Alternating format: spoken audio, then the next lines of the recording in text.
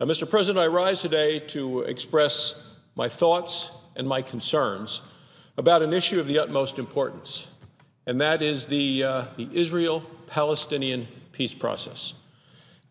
Tomorrow, September 13th, 2011, the General Assembly of the United Nations will commence with its 66th session in New York. Every year, member nations come together to debate and to discuss the important issues facing the world at the United Nations General Assembly. While there will be a variety of issues on the agenda this year, I'm extremely concerned about one issue specifically. Over the last several months, Palestinian Authority President Abbas has repeatedly voiced his intention to formally request statehood recognition and full membership in the United Nations. In July, the Arab League endorsed this irresponsible ploy.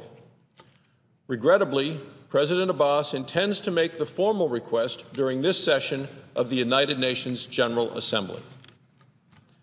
I oppose the decision of the Palestinian Authority to seek a declaration of statehood by the United Nations.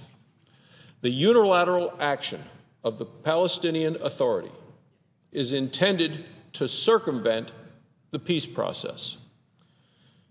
It is not a good faith effort to achieve peace in the Middle East, but to me, rather, it is a political maneuver. The United Nations should not be interfering or intervening in this complex process and should refrain from passing unilateral declarations on issues that are part of ongoing direct negotiations by the parties. The decision about borders and statehood should be achieved through a final agreement, an agreement between the government of Israel and the Palestinians. The United Nations should refrain from dictating and imposing a final decision on statehood for a territory of one of its own current member nations. To me, this will only make matters worse. It will make this situation worse because the consequences to the peace process are grave. The ability to move forward with an agreement is weakened and greatly diminished by these types of tactics. The best path to peace is through direct negotiations between the two parties, not through a manipulation at the United Nations. The United States continues to support a two-state solution as a means to ending the conflict. It's based on the belief that it is the only way to achieve a true and lasting peace between these two countries. Instead of embarking on a time-consuming campaign to gain support in the United Nations General Assembly, the Palestinian leadership should be working directly with Israel on creating a real and sustainable peace agreement. The quest for recognition by the United Nations is part of a terrible emerging trend from the Palestinian Authority.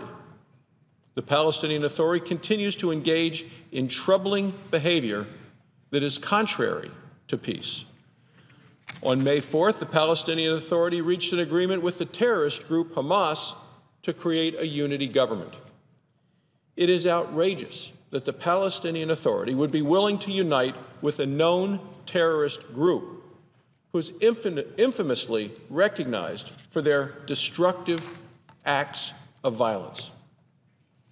Since 1997, Hamas has been designated by the United States Department of State as a foreign terrorist organization. Hamas terrorists are responsible for the murders of American citizens.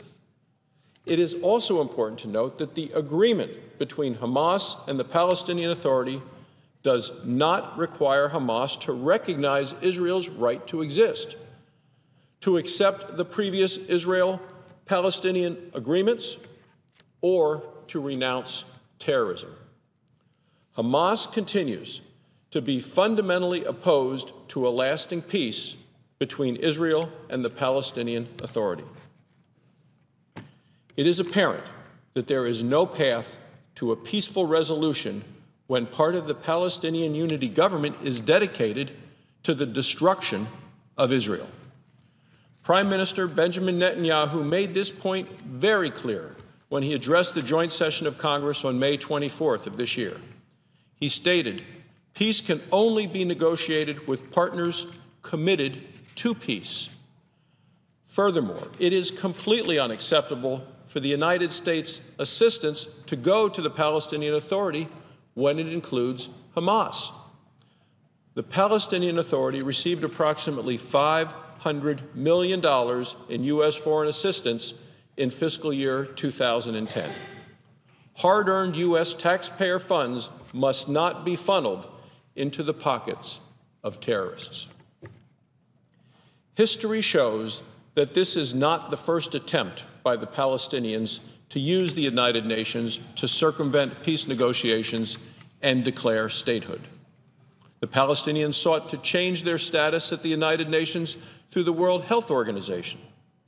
At that time, Secretary of State James Baker publicly warned that he would recommend that the United States stop funding any international organization that changed the Palestinian status as an observer organization. Americans are keenly aware that a significant portion of the United Nations budget is paid by the United States. As the biggest financial contributor to the United Nations, the United States contributed almost $7.7 billion in fiscal year 2010 to the United Nations system. The United States should not be providing funding for an international institution that circumvents an established peace process and threatens the security of our allies. The United States and Israel share a long and a deep alliance. Israel is a friend, an ally, and a strategic partner to the United States. Both Israel and the United States understand the values of life, liberty, opportunity, security, and freedom. Throughout Israel's history, the country has worked to build a democratic nation in the face of severe obstacles. Israel is a shining example of democracy in the Middle East. As Israel faces real danger from its neighbors, the people of Israel continue to show great strength and perseverance as they seek peace. On May 22nd, President Obama explained that no vote at the United Nations would create an independent Palestinian state.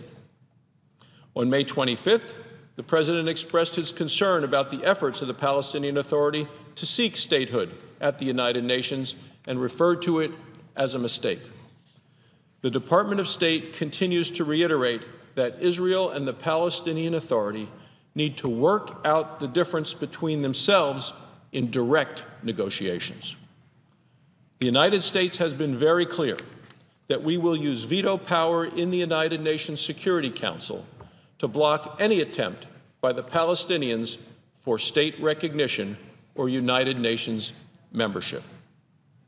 The Obama administration must use all of its resources to block similar actions in the General Assembly and other United Nations organizations.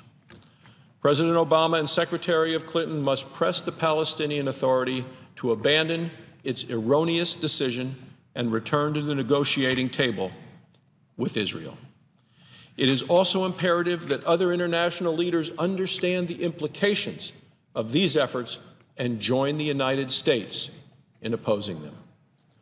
Nations must stand together to decry the attempt to circumvent direct peace process negotiations. The Palestinian Authority must also understand that its actions will have serious implications to the U.S.-Palestinian relations and to U.S. assistance. The recent actions of the Palestinian Authority indicate that this senator and indicate to me that the United States has no choice but to suspend funding assistance to the Palestinian Authority. Today, I call on Congress to terminate funding assistance to the Palestinian Authority, and I believe Congress must also evaluate and significantly cut funding to the United Nations if any change to the status of the Palestinian Authority is approved by the General Assembly. Thank you, Mr. President. I yield the floor and suggest the absence of a quorum.